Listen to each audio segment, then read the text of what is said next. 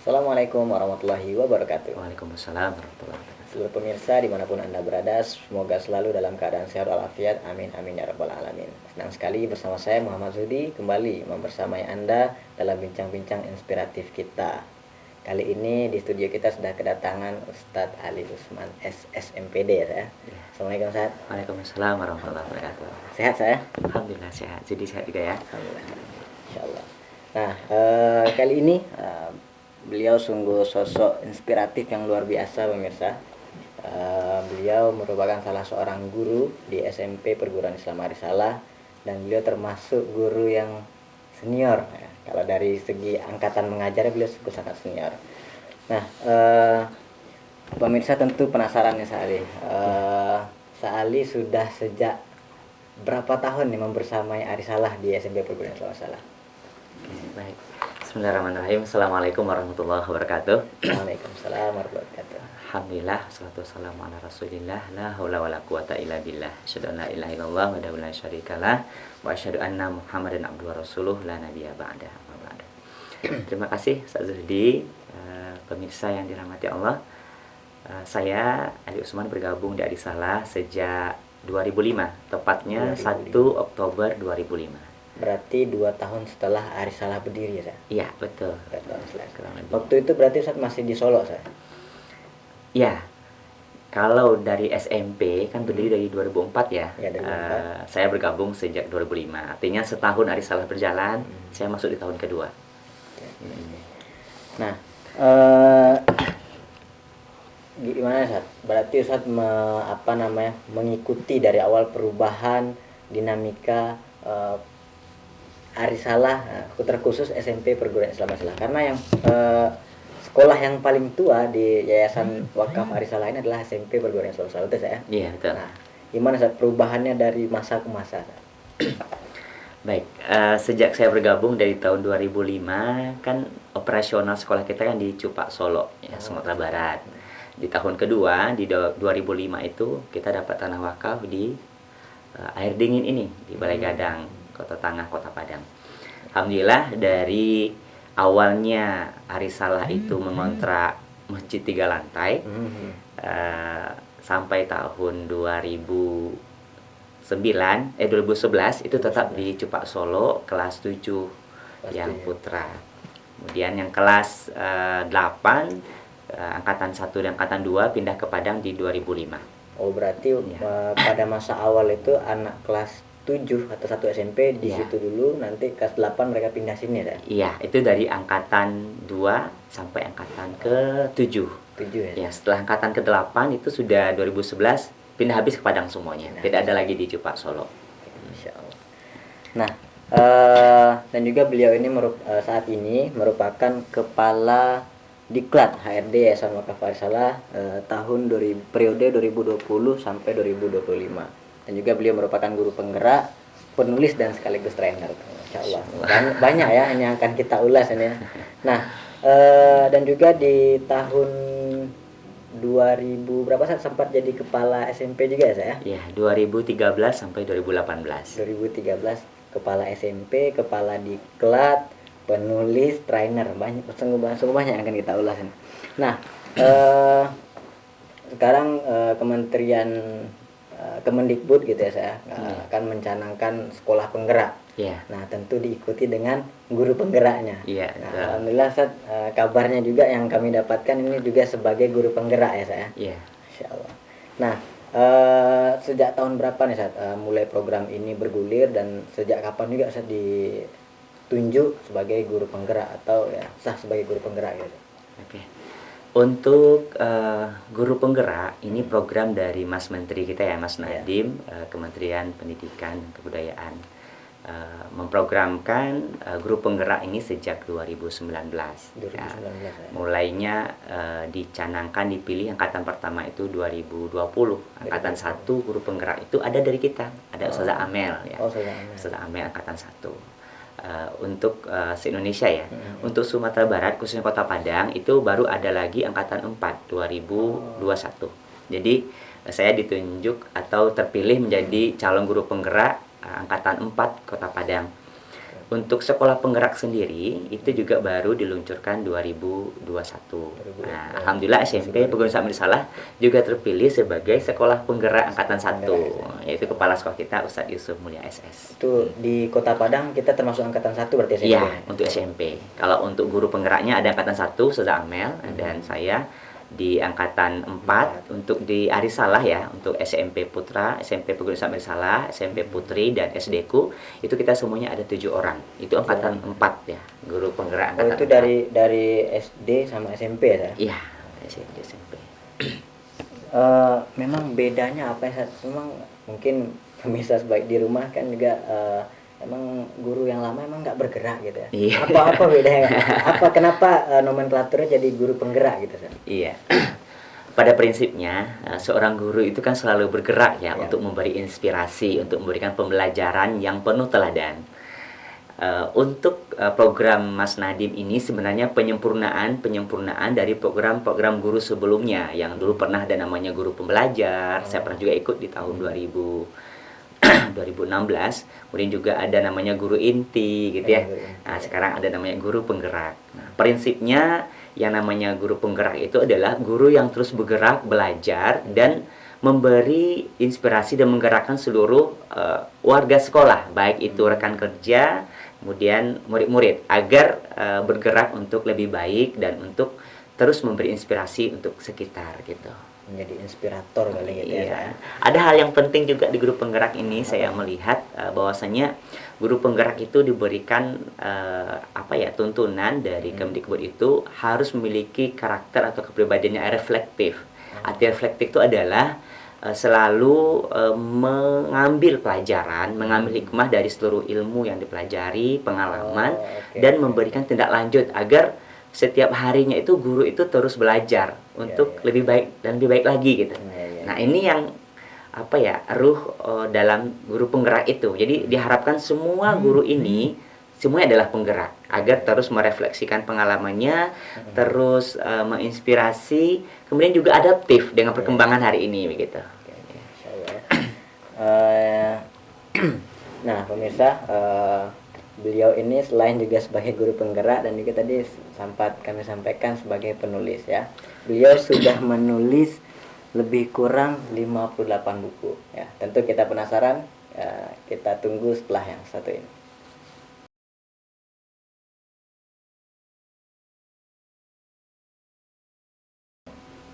Pemirsa, kembali lagi bersama kami dalam bincang-bincang inspiratif bersama narasumber inspiratif kita.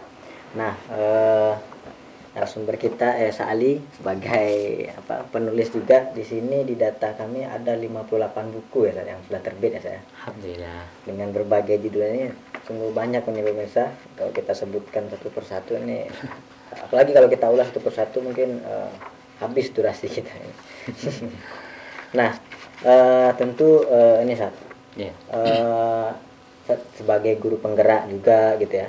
Di sini juga sebagai trainer juga. Nah, menulis 58 buku juga. Nah, ini manajemen waktu dan motivasinya bagaimana nih, Dad? Baik, terima kasih Ustaz Zuhdi. Alhamdulillah saya sebagai guru bahasa Indonesia ada di sana tanggung jawab moral bahwasanya guru bahasa itu mengajarkan 4 aspek bahasa ya. Ada mendengar, ada berbicara ya, ada menulis, ada membaca gitu. Nah, menulis ini kan keterampilan. Dan itu aspek berbahasa yang tertinggi ya, aspek keempat menulis. Karena menjadi tanggung jawab moral seorang guru bahasa Indonesia tidak saja omong doang gitu ya, mengatakan mari kita menulis hari ini teks cerpen, sedangkan saya sebagai guru tidak pernah punya cerpen gitu. Nah, karena ini menjadi tanggung jawab moral di saat perkuliahan sudah mencoba juga menulis puisi, menulis cerpen, artikel ataupun resensi gitu tentang 2001 sampai 2005. Alhamdulillah di Arisalah bergabung 2005, tetap jalan dan namanya esko jurnalistik gitu ya, memberikan pembelajaran menulis kepada murid-murid di Arisalah gitu. Dah tepatnya di tahun 2012 saat pendidikan magister S2 di UNP dengan mata kuliah menganalisis sastra anak gitu bersama Profesor Hasanuddin WS. profesor inilah mengajak kita di kelas, yuk mari kita membuat antologi analisis karya sastra anak begitu. Alhamdulillah dengan bimbingan beliau kita satu kelas itu menulis kumpulan analisis sastra anak. Nah, itu buku yang pertama di 2012. Kemudian di 2014 di Arisala saya mengajak Dade, ya, saya manggil Dade sekarang, dulu biasa manggil Ustadz Ade Efdira. Beliau bergabung dari Salah, waktu itu menjadi guru honor bahasa Indonesia. Atau nama pennya Rakdi Efdaye. Ya, nama kerennya, nama pena beliau Rakdi Efdaye. Assalamualaikum Dade yang sedang menonton. Beliau lah bersama saya menginisiasi ada namanya Sanggar Sastra Nurki, ya. Sanggar Sastra Nurki itu adalah Nur Kolam Cahaya Pena. Dan kebetulan beliau di saat itu bergabung di Forum Lingkar Pena Sumatera Barat. Dan malah kalau nggak salah ya, Dade waktu itu adalah Ketua Forum Lingkar Pena Sumatera Barat. Dan saya sendiri sejak 2001 di UNP itu sudah kenal juga dengan Forum Lingkar Pena, tapi belum pernah bergabung secara resmi. Di lain pihak, saya sering membaca majalah Hanida gitu ya, karena itu merupakan beberapa tulisan-tulisan anak-anak Forum Lingkar Pena di sana gitu ya. Dan majalah-majalah lainnya yang itu karya-karya Forum Lingkar Pena. Nah, di Sanggar Sastra inilah kita menerbitkan namanya antologi cerpen dan puisi, namanya Alen Flera gitu ya. Nah, ada angkatan Ustaz Zuhdi juga di sana, Armen Sarozi ya, ada Rahmat Tisha juga di sana gitu. Nah, itu buku yang kedua. Setelah itu di 2015 bergabung dengan namanya Grup Guru Dahsyat Nusantara. Ya, Grup Guru Dahsyat Nusantara di sini bersama Pak Riswanto, orang Jakarta, bergabung di grup WA dikenakan oleh Pak Dasril ya. Beliau juga waktu itu kepala guru berprestasi. Saya kenal saat pemilihan saya kepala berprestasi 2015 itu, beliau guru prestasi. Beliau lolos sampai ke nasional. Saya sampai di Sumatera Barat, provinsi nomor 2 waktu itu. Dan dari kenakan dengan Pak Riswanto akhirnya bergabung di grup Guru Dahsyat Nusantara. Nah, saya di sana diminta menjadi narasumber gitu ya, bagaimana menjadi guru prestasi, kemudian bagaimana pembelajaran aktif begitu segala macamnya. Akhirnya diajaklah menulis pengalaman bagaimana tahapan-tahapan menjadi guru prestasi. Nah, terbitlah buku yang ketiga, yaitunya Guru Berprestasi Siapa Takut gitu ya, menjadi guru prestasi siapa takut gitu. Nah, dan begitu seterusnya, setiap diklat online itu di grup WA pertama, kemudian beralih ke grup Telegram. Saya juga tetap menjadi narasumber. Diklat-diklat ada yang gratis, ada yang berbayar. Nah, setiap diklat itulah selalu produknya terakhir adalah kumpulan buku, baik itu artikel ataupun cerpen gitu ya. Nah, dari rangkaian materi-materi yang saya berikan dalam diklat online oleh grup Guru Dahsyat Nusantara ini, ada artikel-artikel pendidikan. Saya kumpulkan lagi menjadi satu buku namanya Sepenuh Hari Sepenuh Hati, Karakter Guru Abad 21. Ini juga bersama GGDN ya, singkatannya Grup Guru Dahsyat Nusantara.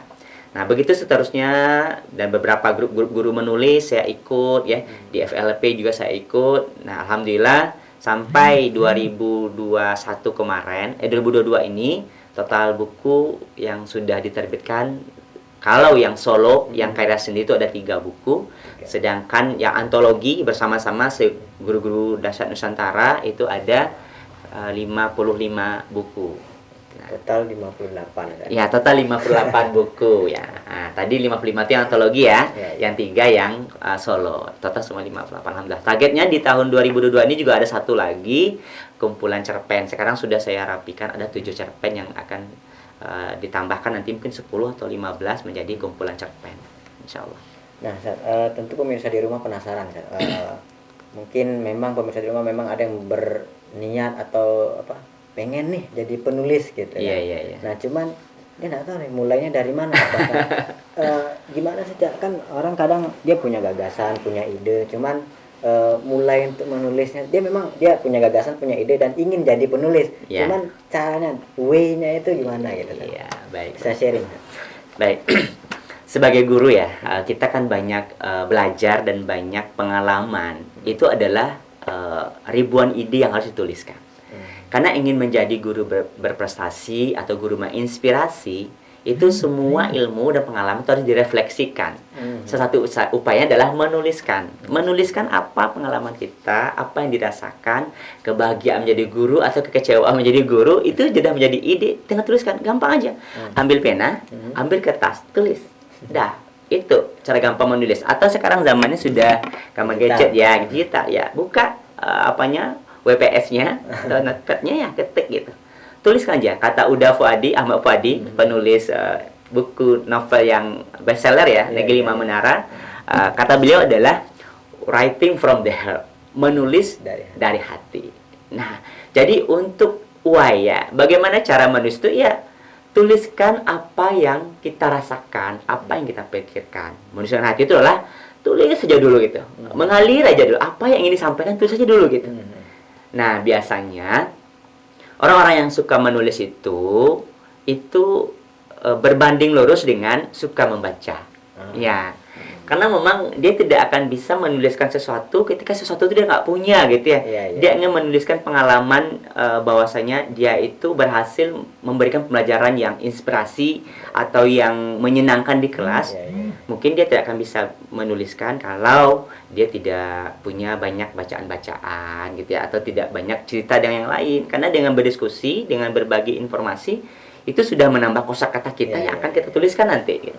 Nah, jadi tips mudahnya gitu aja ya. Ambil pena, ambil kertas, tulis gitu. Nah, atau ambil laptop, ambil gadgetnya ya, ketik gitu. Tuliskan aja dulu.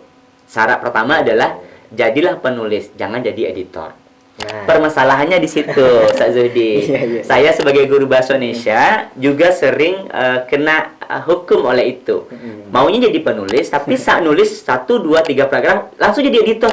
Ini apa nih? Langsung disobek, buang, atau langsung delete, hilang gitu. Akhirnya jadi tulisan itu begitu. Jadi penulisnya dulu. Setelah selesai tulisan, tumpahin semuanya yang dirasa dipikirkan, dah diamkan sejenak. Setelah itu baru jadi editor. Baru dibaca ulang. Oh iya, ternyata paragraf 1 ini nggak pas ini. Mau dipakai 3 atau 4, baru disusun rapi, baru jadilah pembaca. Setelah itu barulah kurang menarik nih, tambahin, kurangin, tambah gitu. Itulah mungkin sederhananya Ustaz Zuhdi teorinya ya. Tapi insya Allah menulis itu tidak sulit, dia mudah, ibarat kayak orang berenang Ustaz Zuhdi. Siapa mau pandai berenang lah gitu ya. Tapi nggak mau masuk kolam. Nggak mau masuk kolam gitu. Jadi nggak pandai-pandai berenang. Siapa mau pandai sepeda, tapi nggak pernah memegang sepeda untuk berjalan. Nah, itu juga saya mau tulis gitu. Nulis aja, nulis itu tipsnya gitu. Ya mungkin banyak bagian dari kita dia ingin jadi penulis tapi sekaligus dia menjadi editor saya. Iya, jadi dia gitu. Rasanya nggak tepat-tepat aja gitu kan. Jadi tulisnya dulu gitu. Nah, sungguh menarik ya pemirsa. Dan juga Ustaz Ali ini selain beliau menjadi seorang penulis, beliau juga menjadi guru berprestasi. Nah, kan memang banyak nih guru-guru kita membidani siswa-siswi kita untuk berprestasi di kancah tingkat kota, provinsi maupun nasional gitu ya saya. Nah, kalau untuk guru sendiri seberapa penting sih guru itu memang dia harus menjadi guru berprestasi gitu, atau dia memang dia bertanding banyak prestasi juga bersama siswanya, atau gimana saya sebenarnya? Iya. Baik, satu hal Ustaz Zuhdi yang perlu kita garis bawahi adalah guru itu adalah contoh teladan ya, digugu dan ditiru. Karena Google ya dan sejenisnya sangat banyak memberikan informasi, tapi informasi itu tidak ada berarti ketika guru-guru tidak menginspirasi gitu. Karena ruh pendidikan itu ada di guru. Nah, guru itu Tut Wuri Handayani itu ya Ustaz Zuhdi. Nah, ketika guru itu berupaya dan terus cinta belajar untuk bagaimana dia mendidik dengan hati gitu ya, agar dia bisa menginspirasi. Karena kalau sudah mendidik dengan hati Ustaz Zuhdi, jadi guru itu nggak sambilan Ustaz Zuhdi. Ya, guru itu sepenuh hati, apalagi dari salah kita diberikan ruh perjuangan sana adalah sepenuh hari sepenuh hati. Kalau sudah memilih jalan jadi guru, yuk terima konsekuensinya. Kita fokus mendidik diri sendiri dan menerangi anak didik kita. Makanya guru itu penerang di gelap gulita. Nah, bagaimana dia agar tetap berprestasi? Berarti guru itu harus adaptif. Dia harus reflektif, harus mandiri juga, berkolaborasi untuk menjadi yang terbaik juga. Karena saat datang ke kelas Zudi, kalau melihat murid-murid kita itu di kelas tidak menyambut kita dengan bahagia, berarti ada sesuatu. Sesuatu itu kita tuh nggak menarik gitu ya. Kita tuh tidak menggoda gitu. Banyak godaan atau banyak media-media yang mendidik mereka. Media-media digital hari ini. Kita yang sejatinya nggak terkalahkan oleh media digital itu. Karena kita di sana adalah model yang menjadi contoh nyata di depan mereka. Setiap untaian lisan kita yang menyentuh hatinya, tentunya ini sesuatu Ustaz. Seperti dikatakan juga ya dalam buku Syekh Abbas Asy-Syi'si itu bagaimana menyentuh hati, ya berarti lisan kita ini menyampaikan pesan itu dari hati kita gitu, tulus ikhlas gitu, biar sampainya juga di hati. Iya, betul. Makanya dikatakan guru itu adalah pahlawan tanpa tanda jasa, karena nggak terbalaskan gitu ya. Nah, guru itulah yang harus memberi inspirasi dengan menularkan jiwa kompetitif, jiwa berprestasi. Karena kalau kita sudah melihatkan itu, Ustaz Zudi, peserta didik itu atau murid-murid itu pasti dia terinspirasi gitu ya. Terpacu juga gitu. Nah, alhamdulillah dari Salah seluruh murid yang bergabung itu kan anak-anak berprestasi secara IQ ya, secara akademis.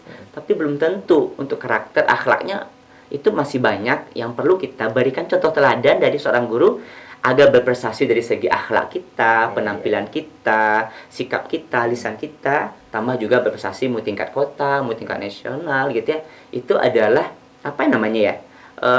covernya gitu ya, brandnya lah gitu ya.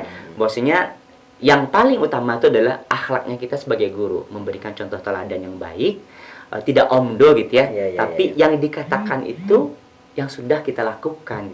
Karena ketika guru mengajak sesuatu yang baik kepada muridnya, saat itu dia tidak melaksanakan, Ustaz Zudi, itu lidah ini keluh, Ustaz Zudi. Bahasa kita itu apa?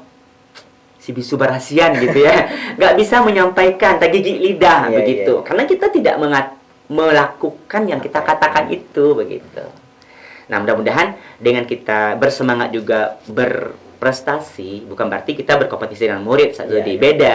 Murid kan berprestasinya di bidang akademis ataupun di bidang akhlaknya itu kan bersama murid. Kalau kita sesama guru gitu. Apalagi guru adalah mau melihat profesi dunia dan akhirat, insya Allah profesi guru itu adalah profesi yang mulia gitu ya.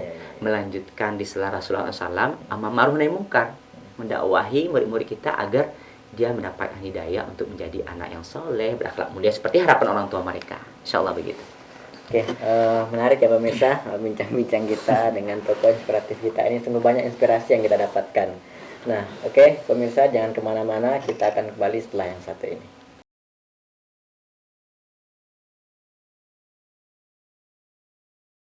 Oke pemirsa, masih bersama kami dalam segmen terakhir bincang-bincang bersama tokoh inspiratif kita. Nah, Ali sebagai guru inspiratif gitu ya, sebagai guru berprestasi, sebagai guru penggerak juga sekalian. Nah, selama menjadi guru nih, ada nggak suka duka? Nah, terus apa kesan selama menjadi guru? Sudah lebih kurang 15 tahun. 17 tahun saya masuk tahun ke-18 sekarang. Oke. Apa suka duka kesannya, Ustaz? Baik, Ustaz Zudi, satu hal mungkin yang perlu digarisbawahi ya. Jujur, ingin menjadi guru ini bukan cita-cita Ustaz Ali ya. Okay. Kalaulah dari awal ingin menjadi guru, pasti mengambil jurusan kependidikan. Saya mengambilnya jurusan sastra Indonesia.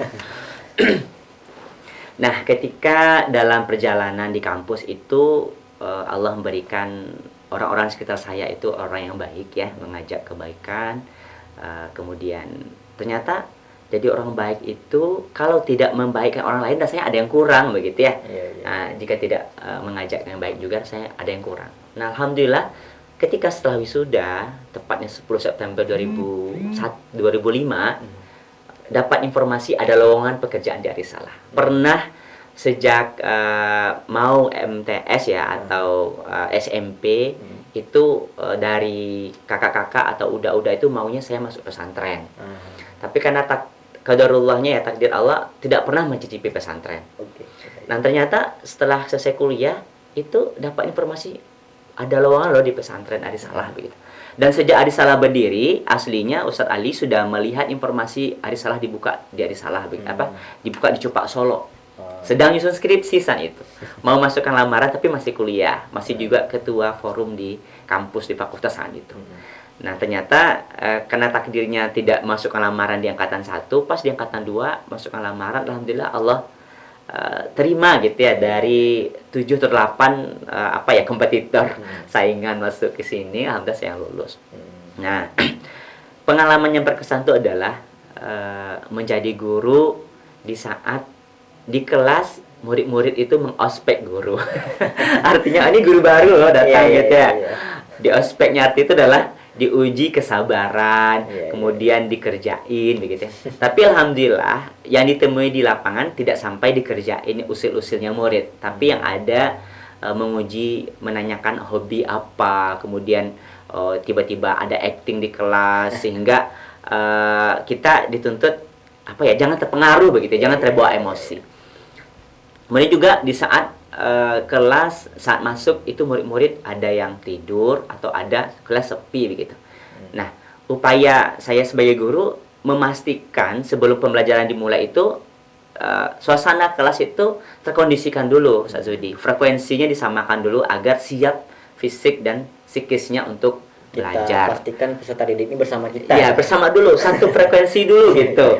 Fisiknya, perasaan, pikirannya bersama kita, dan lingkungannya kondusif gitu. Kalau itu belum terkondisi, rasanya pembelajaran itu tidak akan bermakna begitu, Ustaz Zudi. Nah, ini yang berkesan ya, kalau kita sudah biasakan budaya positif untuk mengkondisikan murid belajar, dan jangan sampai kita sebagai guru tetap saja lanjut belajar sedang murid tidak memperhatikan, murid tidur, murid cuek, atau murid banyak yang keluar.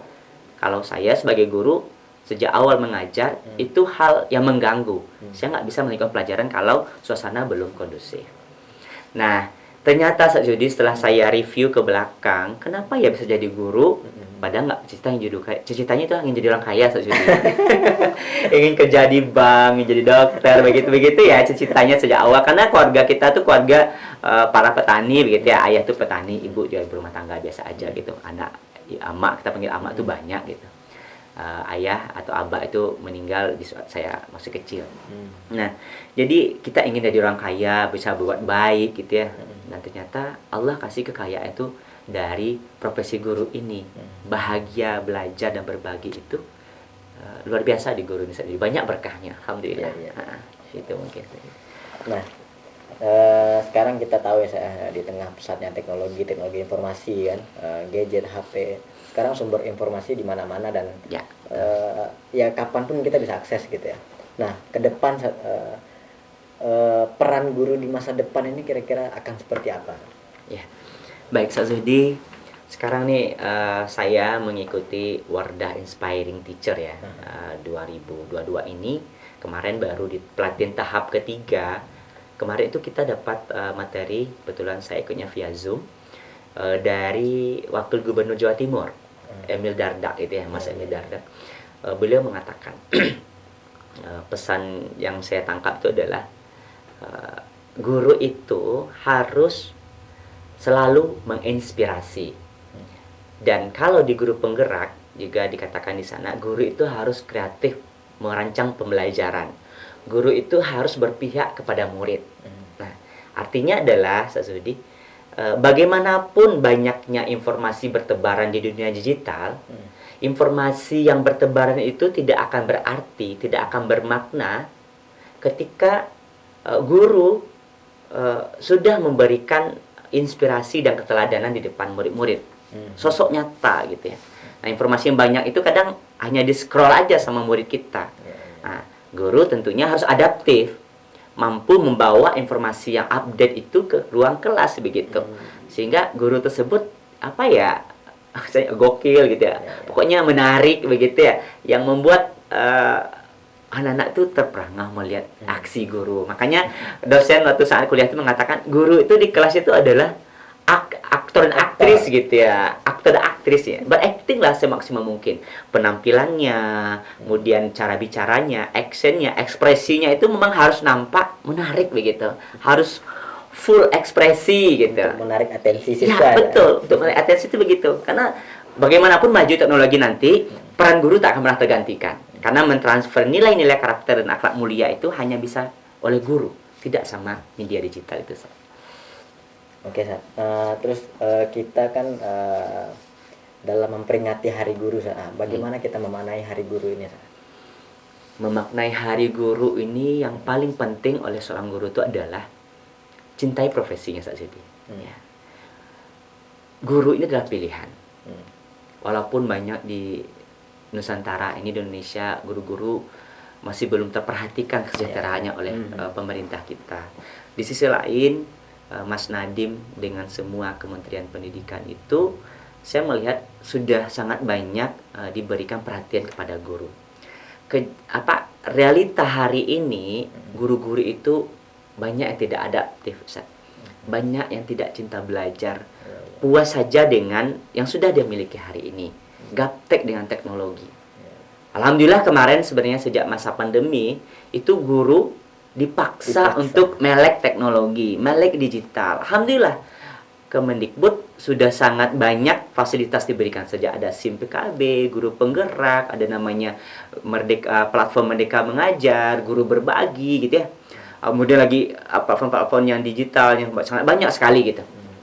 Tinggal guru mau nggak belajar mandiri. Nah, permasalahan di sana.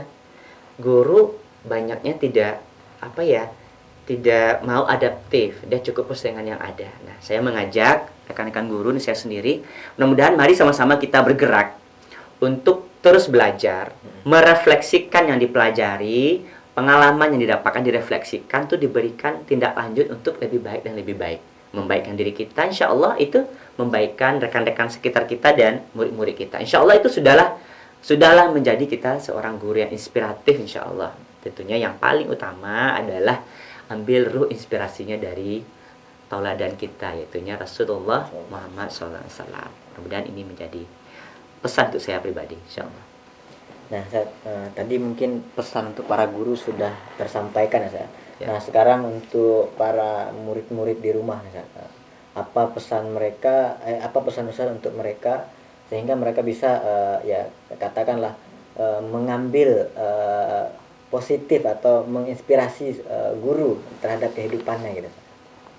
Baik, murid Sa'zudi adalah objek dakwah ya, atau objek guru untuk memberikan kebaikan.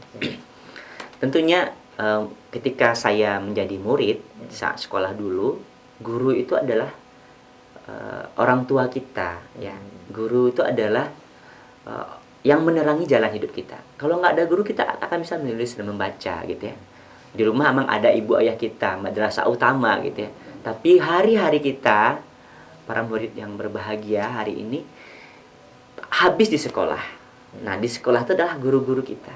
Guru-guru itu adalah sosok yang mulia, pahlawan tanpa tanda jasa. Apapun yang terjadi sama guru kita, selagi guru itu meminta kita melakukan kebaikan, rasanya wajib ya kita sebagai murid mematuhi dan menaatinya dan memuliakannya. Nah, mari di momen Hari Guru besok, para murid-murid, anak-anak ustadz semua, marilah berikanlah ucapan terima kasih kepada guru-guru kita ya di Hari Guru ini. Ucapkanlah terima kasih, minta maaflah agar silaf kata atau sikap yang terjadi sama kita dengan guru di kelas selama ini atau di luar kelas itu bisa kita minta kemaafkan dari guru, sehingga ilmu yang diperoleh dari guru itu benar-benar jadi berkah ya. Karena kalau ilmu sudah berkah, anak semua, insya Allah ilmu itu berbuah amal mulia, akhlak mulia, insya Allah. Itu mungkin saja. Oke, baik, demikianlah pemirsa bincang-bincang inspiratif kita bersama Ustadz Ali Usman SSMPD. Terima kasih, Ustadz. Ya, sama-sama. Atas waktu dan inspirasinya. Saya Zudi mohon undur diri. Subhanakallahumma wa bihamdika asyhadu an la ilaha illa anta astaghfiruka wa atubu ilaik. Assalamualaikum warahmatullahi wabarakatuh. Waalaikumsalam warahmatullahi wabarakatuh.